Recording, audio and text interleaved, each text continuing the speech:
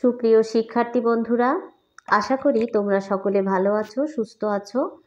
Study tips A to Z চ্যানেলের পক্ষ থেকে তোমাদের সবাইকে স্বাগত জানাই। আজ আমরা জুনিয়র বৃত্তি পরীক্ষা 2025-এর বিজ্ঞান বিষয় নিয়ে আলোচনা করব। তোমাদের পরীক্ষার আর খুব বেশি দিন নেই।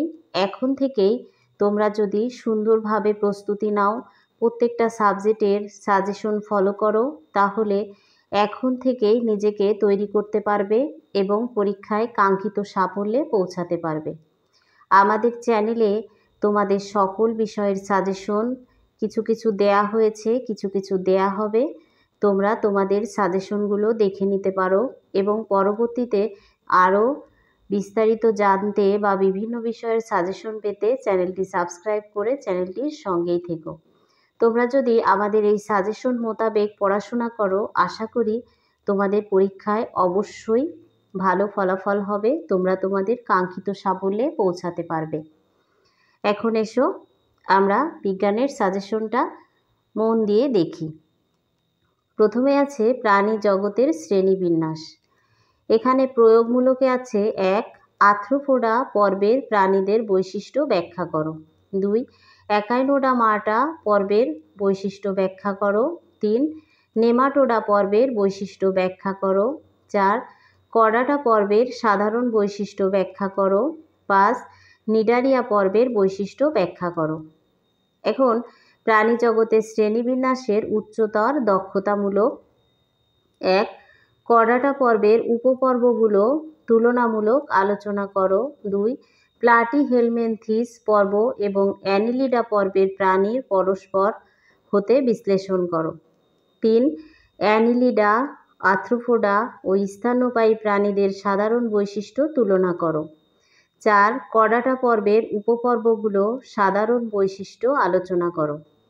5. আর্থ্রোপোডা ও কর্ডাটা পর্বের মধ্যে তুলনামূলক আলোচনা করো। 6. শ্রেণীবিন্যাসের প্রয়োজনীয়তা মূল্যায়ন করো। এই হলো তোমার প্রাণী জগতের শ্রেণীবিন্যাসের প্রশ্ন। এখন এসো জীবের বৃদ্ধি ও বংশগতি। জীবের বৃদ্ধি ও বংশগতিতে প্রয়োগমূলক। 1. বংশগতি নির্ধারণে ক্রোমোজোমের ভূমিকা বর্ণনা করো। 2. মাইটোসিস কোষ বিভাজনের মেটাফেজ ধাপটি বর্ণনা করো। 3. মাইটোসিস কোষ বিভাজনের অ্যানাফেজ ধাপটির চিহ্নিত চিত্র আঁকো। 4. অ্যামাইটোসিস কোষ বিভাজন প্রক্রিয়া ব্যাখ্যা করো। 5. অ্যামাইটোসিস কোষ বিভাজনের মাধ্যমে কিভাবে উদ্ভিদের দৈর্ঘ্য ও প্রস্থের বৃদ্ধি ঘটে বর্ণনা করো। উচ্চতর দক্ষতামূলকের জন্য দেখবে 1. ক্রোমোজোমকে বংশগতির ভৌত ভিত্তি বলার কারণ বিশ্লেষণ করো। 2. মিওসিস কোষ বিভাজনের দ্বারা বংশগতির ধারা অব্যাহত থাকে বিশ্লেষণ করো। 3. উদ্ভিদ ও প্রাণী কোষে সাইটোকাইনোসিসের ভিন্নতা বিশ্লেষণ করো। 4. জীবের চারিত্রিক বৈশিষ্ট্যের ধারক বলার কারণ বিশ্লেষণ করো। 5. মাইটোসিস ও মিওসিস কোষ বিভাজনের তুলনামূলক আলোচনা করো। এখন ব্যাপন, অভিস্রাবণ ও প্রচ্ছেদন থেকে প্রয়োগমূলক। ব্যাপন প্রক্রিয়া কিভাবে সংঘটিত হয় ব্যাখ্যা করো। 2. প্রচ্ছেদন প্রক্রিয়া ব্যাখ্যা করো। 3. খনিজ লবণ শোষণে অভিস্রবণ প্রক্রিয়া সহায়তা করে ব্যাখ্যা করো। 4. মূলরোমের সাহায্যে পানি পরিশোষণ প্রক্রিয়াটি ব্যাখ্যা করো। 5. অভিস্রবণ প্রক্রিয়ার কৌশল বর্ণনা করো। উচ্চতর দক্ষতামূলকে 1. ব্যাপন প্রক্রিয়ার গুরুত্ব বিশ্লেষণ করো। 2. বর্ষের বাতাস শীতল হওয়ার কারণ ব্যাখ্যা করো। 3. উদ্ভিদের জন্য খনিজ লবণ ও রস আহরণ গুরুত্বপূর্ণ বিশ্লেষণ করো। 4. উদ্ভিদ জীবনে প্রচ্ছেদনের গুরুত্ব বিশ্লেষণ করো। 5. উদ্ভিদের পানি সংবহন প্রক্রিয়াটি চিত্রসহ ব্যাখ্যা করো। 6. উদ্ভিদ জীবনে সকল শারীরবৃত্তীয় কাজ সুষ্ঠুভাবে সম্পাদনের জন্য অভিস্রবণের প্রয়োজনীয়তা বিশ্লেষণ করো। উদ্ভিদের বংশবৃদ্ধি থেকে প্রয়োগমূলক। পরাগরেণু থেকে জনন কোষ সৃষ্টির প্রক্রিয়া ব্যাখ্যা করো। 2. অঙ্কুরোদ্গম প্রক্রিয়া ব্যাখ্যা করো। 3 স্বপরাগায়ন প্রক্রিয়া ব্যাখ্যা করো। 4 বীজ থেকে চারাগাছ সৃষ্টি হওয়ার প্রক্রিয়া ব্যাখ্যা করো। 5 ফলের প্রকারভেদ উদাহরণ সহ বর্ণনা করো। 6 অঙ্গজ প্রজনন ব্যাখ্যা করো। উচ্চতার দক্ষতামূলকের জন্য 1 পরাগায়নের ক্ষেত্রে পতঙ্গ ও দল উভয়ের ভূমিকা রয়েছে, বিশ্লেষণ করো। 2 ফল ও বীজ উৎপাদনে পুংকেশর ও গর্ভকেশরের ভূমিকা বিশ্লেষণ করো। 3 পরাগায়নের জন্য বিভিন্ন ফুলের অভিযোজনগত বৈশিষ্ট্য বিশ্লেষণ করো। 4 উদ্ভিদের নিকেশতন্ত্রের প্রক্রিয়া বিশ্লেষণ করো। 5 স্বপরাগায়ন ও পরপরাগায়নের তুলনামূলক আলোচনা করো। এখন সমন্বয় ও নিরসন থেকে প্রয়োগমূলক দেখবা। 1 নিউরনের গঠন ব্যাখ্যা করো। 2 রেশনতন্ত্র কিভাবে কাজ করে ব্যাখ্যা করো। 3 উদ্ভিদের আলোকমাত্রা ব্যাখ্যা করো। 3 প্রতিবর্ত চক্রের চিত্রসহ বর্ণনা করো। 4 প্রতিবর্ত চক্রের চিত্রসহ বর্ণনা দাও। 5 বৃক্কের কার্যাবলী ব্যাখ্যা করো। উচ্চতার দক্ষতামূলক প্রশ্নে দেখবা। 1 মানবদেহে প্রতিবর্ত চক্রের ভূমিকা বিশ্লেষণ করো। 2 বজ্র নিষ্কাশনের জন্য 3 ধরনের অঙ্গের মধ্যে কোন দুইটি সবচেয়ে বেশি কার্যকর ব্যাখ্যা করো। 3 বৃক্কের মাধ্যমে বজ্র নিষ্কাশন বর্ণনা করো। 4 স্নায়ুকোষের গঠন সাধারণ দেহকোষ থেকে ভিন্নতর যুক্তিসম্মত মতামত দাও। 5 বৃক্কের গুরুত্ব বিশ্লেষণ করো। 6 উদ্ভিদে ফাইটো হরমোনের গুরুত্ব বিশ্লেষণ করো। এখন মানবদেহে রক্ত, এখান থেকে প্রয়োগমূলক। 1 বিভিন্ন মৌলের ভর সংখ্যা থেকে নিউট্রন সংখ্যা নির্ণয় করো। 2 মৌলের বিভিন্ন পরমাণুতে ভর সংখ্যা ভিন্ন হওয়ার কারণ ব্যাখ্যা করো। 3 একটি মৌল কিভাবে আয়নে পরিণত হয় ব্যাখ্যা করো। 4 বিভিন্ন মৌলের নিউট্রন বিন্যাস ডায়াগ্রামের সাহায্যে দেখাও। উচ্চতর দক্ষতামূলক দেখবা। 1 বিভিন্ন মৌলের যৌগ গঠন সক্ষমতা বিশ্লেষণ করো। 2 মৌলের স্থিতিশীলতা অর্জনের প্রক্রিয়া বিশ্লেষণ করো। 3 বিভিন্ন পরমাণু ধর্মের তুলনামূলক আলোচনা করো। 4 বিভিন্ন ক্ষেত্রে আইসোটোপের ব্যবহার বর্ণনা করো। 5 বিভিন্ন মৌলের যৌগ গঠন প্রক্রিয়া বিশ্লেষণ করো। এখন পৃথিবী ও মহাকর্ষ থেকে দেখবা। প্রয়োগমূলক। 1 চাঁদে বস্তুর ওজন নির্ণয় করো। 2 দুইটি বস্তুর মধ্যবর্তী দূরত্ব অর্ধেক হলে বলের কিরূপ পরিবর্তন হবে নির্ণয় করো। 3 কোনো বস্তুর ভর 20 কেজি হলে বিষুব অঞ্চলে এর ওজন কত নির্ণয় করো। 4 বিষুব অঞ্চলে বস্তুর ওজন নির্ণয় করো। উচ্চতর দক্ষতামূলকের জন্য দেখবা। 1 পৃথিবী পৃষ্ঠে ও চাঁদে বস্তুর ওজনের তারতম্য ঘটে কিনা তা গাণিতিকভাবে বিশ্লেষণ করো। 2 বস্তুর ভর দ্বিগুণ, 3 গুণ, অর্ধেক ইত্যাদি এবং তাদের দূরত্বকে অর্ধেক, দ্বিগুণ, 3 গুণ ইত্যাদি করলে আকর্ষণ বলের কিরূপ পরিবর্তন হবে গাণিতিকভাবে আলোচনা করো। 3 আছে মেরু অঞ্চলে ওজনের তারতম্য ঘটে গাণিতিক যুক্তি সহ ব্যাখ্যা করো।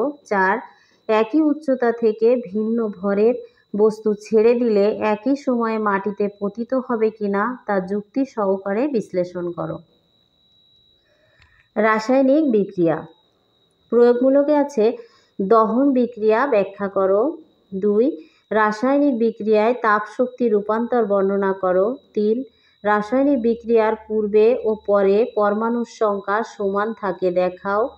4 অ্যাসিডের সাথে ক্ষার সংযোগ করলে কি ঘটে সমীকরণ সহ ব্যাখ্যা করো। 5 ব্যাকটেরিয়ার গঠন ব্যাখ্যা করো। 6 তড়িৎ বিশ্লেষণ কৌশল ব্যাখ্যা করো। 7 চুনের পানিতে কার্বন ডাইঅক্সাইড চালনা করলে কি ঘটে বিক্রিয়া সহ ব্যাখ্যা করো। এখন উচ্চতার দক্ষতামূলকের জন্য দেখবা। সকল সংশ্লেষণ বিক্রিয়ায় সংযোজন বিক্রিয়া, কিন্তু সকল সংযোজন বিক্রিয়া বিশ্লেষণ বিক্রিয়া নয়। উক্তিটি বিক্রিয়ার মাধ্যমে বিশ্লেষণ করো। 2 তড়িৎ বিশ্লেষণে সংঘর্ষের পরিবর্তে CaCl2 লবণ ব্যবহার করলে অ্যানোড ও ক্যাথোডে কী ঘটে তা বিশ্লেষণ করো। 3. প্রশমন ও দহন বিক্রিয়ার ভিন্নতা বিশ্লেষণ করো। 4. পানি বদলে সাথে ডিমের খোসা যোগ করলে কী ধরনের রাসায়নিক বিক্রিয়া ঘটবে তা বর্ণনা করো। 5. সংযোজন ও বিয়োজন বিক্রিয়ার ভিন্নতা বিশ্লেষণ করো। 6. তড়িৎ বিশ্লেষণে দেখতে জলীয় দ্রাবকের পরিবর্তে চিনি ব্যবহার করলে কি হবে তা বিশ্লেষণ করো। এখন এসো বর্তনীর চলতড়িৎ দেখি। প্রয়োগমূলক 1. বিভিন্ন বৈদ্যুতিক সরঞ্জামের সাহায্যে সিরিজ বর্তনী তৈরি করো। 2. তড়িৎ প্রবাহ বনাম বিভব পার্থক্য থেকে রোধের মান নির্ণয় করো। 3. বিভিন্ন বর্তনীর তড়িৎ প্রবাহের মান নির্ণয় করো। 4. চিত্রসহ সমান্তরাল বর্তনী ব্যাখ্যা করো। উচ্চতর দক্ষতামূলকের জন্য দেখবা 1. গৃহ বিদ্যুতায়নে কোন বর্তনী সুবিধাজনক বিশ্লেষণ করো। 2. বিদ্যুতের অপচয় রোধের প্রয়োজনীয়তা ব্যাখ্যা করো। 3. দুটি ধরনের বর্তনী সংজ্ঞাসহ পার্থক্য বিশ্লেষণ করো। 4. পর্যাবৃত্ত প্রবাহ ও একমুখী প্রবাহ উভয়ই কি ও মেরু সূত্র মেনে চলে ব্যাখ্যা করো। এখন অম্ল, ক্ষারক ও লবণ। এখানে প্রয়োগমূলকের জন্য দেখবা অ্যাসিড ও ক্ষারের পার্থক্য ব্যাখ্যা করো। 2. যৌগটি অ্যাসিড বা ক্ষার কিভাবে প্রমাণ করবে ব্যাখ্যা করো। 3. ক্ষারের বৈশিষ্ট্য ব্যাখ্যা করো। 4. প্রশমন বিক্রিয়া ব্যাখ্যা করো। 5. H2SO4 এবং KOH পরস্পরের সাথে বিক্রিয়া করলে কি ঘটে তা সমীকরণ সহ বর্ণনা করো। 6. অ্যাসিডের বৈশিষ্ট্য ব্যাখ্যা করো। 7. HCl এর বৈশিষ্ট্য ব্যাখ্যা করো। এখন উচ্চতর দক্ষতামূলক প্রশ্নের জন্য তোমরা দেখবা পরিষ্কারক হিসেবে অ্যাসিড ব্যবহারের যৌক্তিকতা বিশ্লেষণ করো। 2. CaCO3-তে তাপ দিলে এর সাথে যোগ করলে এগুলো তোমরা দেখে নিবে কোন ধরনের বিক্রিয়া হবে, যুক্তিসহ মতামত দাও। 3. সকল প্রশমন বিক্রিয়ায় পানি উৎপন্ন হয়, বিক্রিয়ার সাহায্যে ব্যাখ্যা করো। 4. অ্যাসিড ও ক্ষারের মধ্যে তুলনামূলক আলোচনা করো। 5. 6. খনিজ অ্যাসিডের ব্যবহার আলোচনা করো। 7. অ্যাসিডীয় দ্রবণ অ্যালুমিনিয়াম ও লোহিত লিটমাস পেপারের রং পরিবর্তন করে না কেন বিশ্লেষণ করো। এখন মহাকাশ ও উপগ্রহ। এখানে প্রয়োগমূলকের জন্য দেখবা 1. বিভিন্ন ধরনের কৃত্রিম উপগ্রহের কাজ বর্ণনা করো। 2. কৃত্রিম উপগ্রহে পৃথিবীর চারদিকে পরিক্রমণের কৌশল ব্যাখ্যা করো। 3. কৃত্রিম উপগ্রহ কিভাবে পৃথিবীর চারদিক ঘুরানোর জন্য সক্রিয় করা হয় ব্যাখ্যা করো। 4. পর্যবেক্ষণকারী উপগ্রহের কার্যাবলী ব্যাখ্যা করো। 5. চাঁদের পৃথিবীর চারিদিকে ঘূর্ণন ব্যাখ্যা করো। উচ্চতর দক্ষতামূলকের জন্য দেখবা সৌরজগতের সদস্যদের মধ্যে পৃথিবীর উপগ্রহের সংখ্যা কম বিশ্লেষণ করো। 2. প্রাকৃতিক ও কৃত্রিম উপগ্রহের মধ্যে তুলনামূলক আলোচনা করো। 3. কৃত্রিম উপগ্রহের ব্যবহার গুরুত্ব বর্ণনা করো।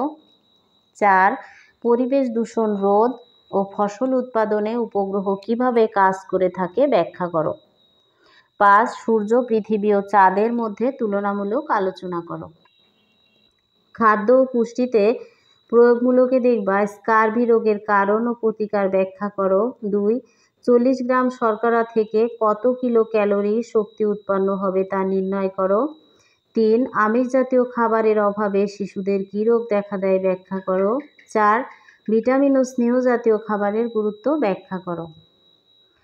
এখন 5 আছে কোয়াশিয়রকর রোগের কারণ ও প্রতিকার ব্যাখ্যা করো। উচ্চতার দক্ষতামূলকের জন্য দেখবা 1. ভিটামিন এ এবং ভিটামিন সি এর অভাবে কোন ধরনের রোগ হতে পারে বিশ্লেষণ করো। 2. হাইপোগ্লাইসেমিয়া এবং কোয়াশিয়রকর রোগ নিরাময়ের জন্য গৃহীত ব্যবস্থা একই রকম কি, যুক্তিসহ মতামত দাও। 3. ভিটামিন সি এর অভাবজনিত রোগ প্রতিরোধের করণীয় কি বিশ্লেষণ করো। 4. শরীরের বৃদ্ধি ও গঠন পানির গুরুত্ব বিশ্লেষণ করো। 5 মানবদেহে খনিজ লবণের প্রয়োজনীয়তা বিশ্লেষণ করো। 6 সুষম খাদ্য তালিকা প্রণয়নের প্রয়োজনীয়তা ব্যাখ্যা করো।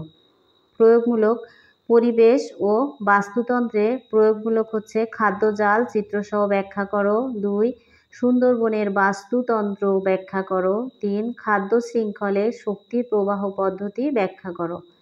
4 জলজ বাস্তুতন্ত্র চিত্রসহ ব্যাখ্যা করো। 5 জীবের বেঁচে থাকার অজীব উপাদানের গুরুত্ব ব্যাখ্যা করো। এখন উচ্চতর দক্ষতামূলকে দেখবা। 1 বাস্তুতন্ত্রের গুরুত্ব বিশ্লেষণ করো। 2 একটি বাস্তুতন্ত্রে সূর্যের প্রভাব বিশ্লেষণ করো।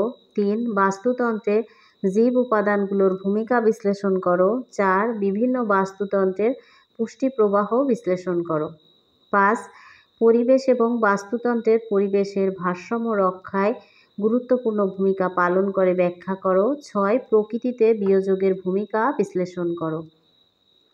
ধন্যবাদ সকল ছাত্রছাত্রীকে। এই হলো তোমার সাধারণ বিজ্ঞানের সাজেশন।